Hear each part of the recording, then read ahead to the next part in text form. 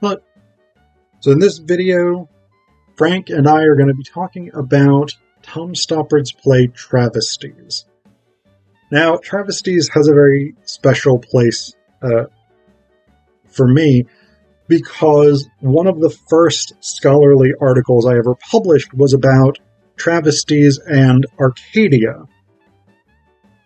So, Travesties is the recollections of an aging Henry Carr, who was a member of the consular staff in Zurich toward the end of World War I, the British consular staff. Stoppard actually gives us a nice little historical / biographical note that you can't actually see here because of the light. There you go. Not that important that you read it, but it gives us a little bit of background on Henry Wilfred Carr, including the interesting note that his widow, after she saw this play, actually wrote Stoppard a letter to say, I was Carr's wife. Here's what actually became of him. But the reason that Stoppard felt the need to include this is because there were so many significant historical figures in this play, particularly Vladimir Lenin, the famous leader of the Russian Revolution, the Bolshevik Revolution, James Joyce, the Irish high modernist author whose book Ulysses did as much as any other single literary work to define the genre of high modernism, and Tristan Tzara, the Romanian poet who,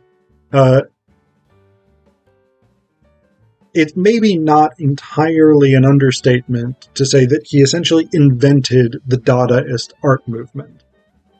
And these people were all in Zurich around about 1917, 1918. They didn't necessarily all interact with one another, but in Travesties, they do.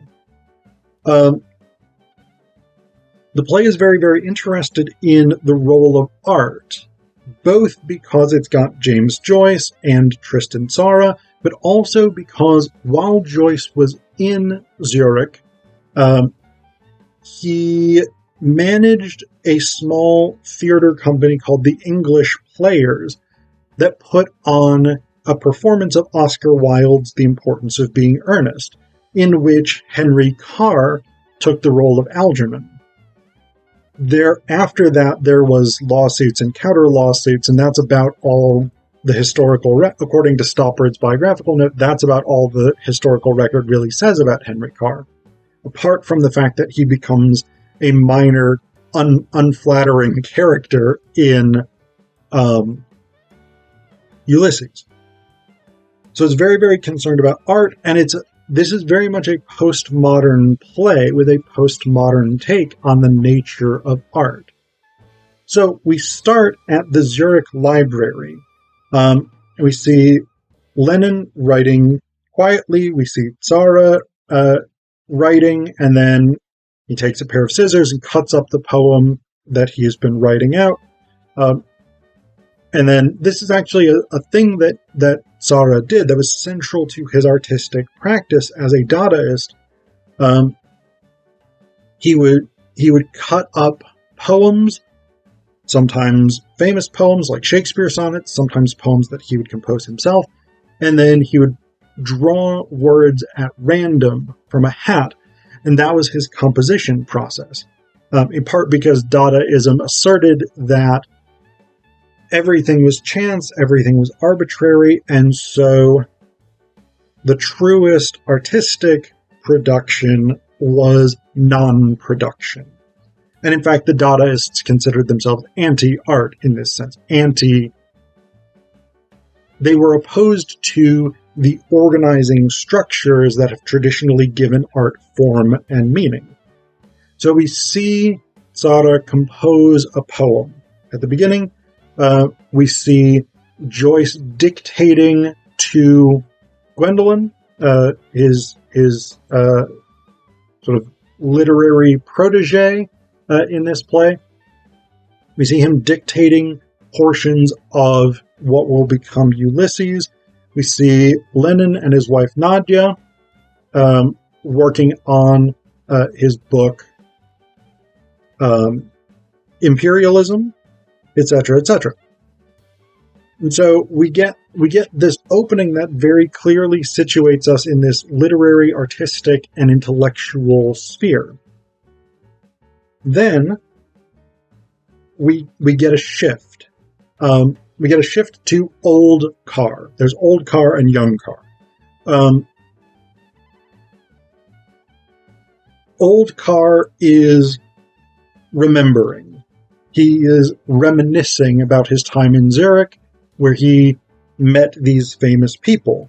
And he's an old man who's thinking about writing his memoirs as someone who was adjacent to the famous, rather than himself actually being famous for anything. So, at one point he says here, "My memoirs, is it then? Life and Times, friend of the famous? Memories of James Joyce? James Joyce as I knew him? The James Joyce I knew? Through the courts with James Joyce?" And these are all like stereotypes. Like back in the day, British people who were upper middle class or even sort of lower tier aristocrats loved writing books, and they very often had these titles like this, where you tried to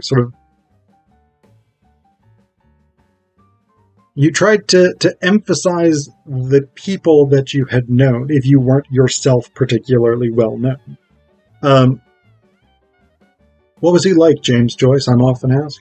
It's true that I knew him well at the height of his powers, his genius in full flood in the making of Ulysses, before publication and fame turned him into a public monument, for pilgrim cameras more often than not in a velvet smoking jacket of an unknown color, photography being in those days a black and white affair, but probably real blue, if not empirical purple, and sniffing a bunch of sultry violets that positively defy development. Don't go on. Do it on my head, caviar for the general public. Now then. Memories of James Joyce. It's coming. So we have this setup where this is clearly an aging guy who is thinking about how he would want to be remembered. And so we get the sense that this play, Travesties, that what we're seeing is meant as a sort of, that old Carr is a frame narrative for the memories of younger Carr. And so we get introduced to younger Carr, who, one of the things we very quickly figure out is that this memory is deeply shaped by Carr's experience performing The Importance of Being Earnest, because there's a lot of overlap and a lot of similarities. But we also get the disruption of naturalistic performance, because we have a stage direction here. We have a repetition. In this case, early on, the first set of repetitions we get start with Bennett, who's Carr's servant, saying, "Yes, sir, I've put the newspapers and telegrams on the sideboard, sir." And Carr saying, "Is there anything of interest?" And what the stage directions say here, the scene and most of the play is under the erratic control of old Carr's memory, which is not notably reliable, and also of his various prejudices and delusions. One result is that the story, like a toy train perhaps, occasionally jumps the rails and has to be restarted at the point where it goes wild. This scene has several of these time slips, indicated by the repetition of the exchange between Bennett and Carr about the newspapers and telegrams. Later in the play, there are similar cycles as Carr's memory drops a scene and then picks it up again with a repeated line, e.g. Carr and Cicely in the library. It may be desirable to mark these moments with... we don't care about how they're marked. The point being that this is a structural technique that Stoppard uses to point us to the unreliability of the narrator, and specifically to the way in which this story is constructed. And so this is a very postmodern thing. This is something that postmodern literature and postmodern history is very, very interested in, is narrativization. So that is the ways in which stories are constructed and bringing those construction techniques to the forefront. And so that's what we see here. We have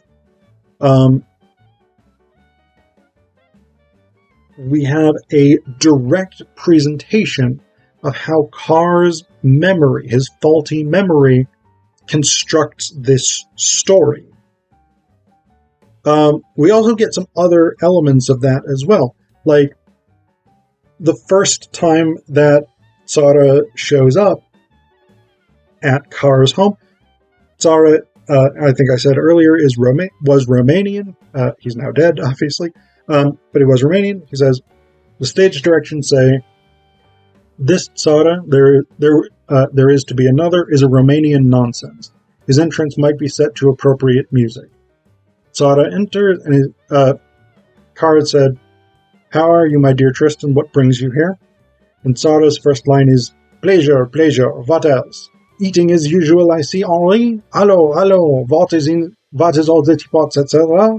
Somebody coming? It is Gwendolen, I hope. I love her, Henri. I have come expressly to propose a marriage. So, I mean, that was my approximation of the really weird language and spelling here. Like you can see down at the bottom here. I think I did a pretty good job reading that, the way that it's written. But this is clearly, first off, this is clearly a revision of Algernon's opening lines from The Importance of Being Earnest when he comes into Jack Worthing's home at the beginning, etc., etc.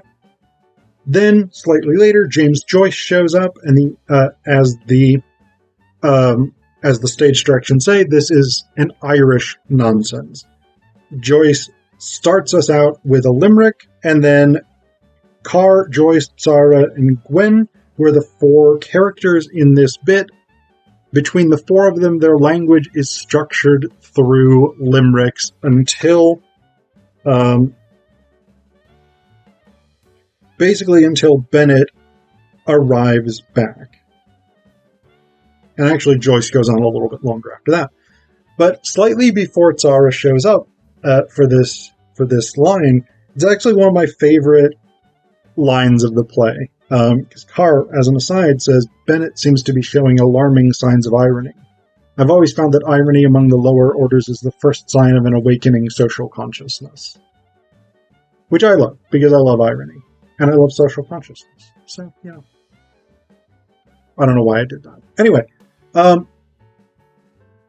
so we move on, and there's a lot of debate about art, there's a lot of debate about revolution, there's a lot of debate about the role of the artist, etc., etc., what constitutes good art.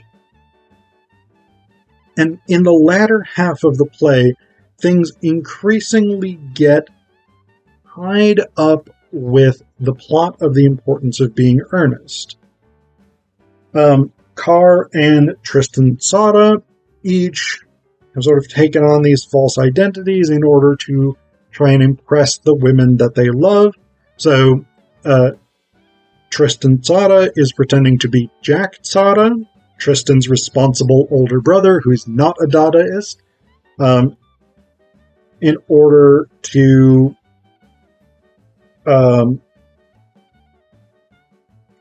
impress Gwendolen. Carr has taken on the persona of Tristan Tzara, the Dadaist poet, but also claims he's going to reform himself to impress Cecily. And so, again, we get all of these, just this conflict that's really built around the kind of mistaken identities and trickery that we see in The Importance of Being Earnest. But at the end of the play, we have this great final moment where old Carr and old Cecily, are dancing. They're married, And basically the play ends with her being like, none of what you remember is right. Like, you never knew Lenin. You never even got close to knowing Lenin. You might have known Joyce, but not very well. He was also there in a different year. You never really knew Tzara, even if you saw him around. And so old Cecily basically just demolishes any credibility that old Carr had. And so the whole plot of Travesties is sort of, we have to see it in a different light because we absolutely know that none of it may be based in any sort of reality. But then old Carr gives us this final reflection. It starts out, great days, Zurich during the war, refugees, spies, exiles, painters, poets, writers, radicals of all kind. I knew them all. Used to argue far into the night. And there's a little bit more, but that's the basic gist of it. So, like, even after old Cecily categorically establishes that he did not know these people he's claiming to know, his mind goes back to, I knew all of these people.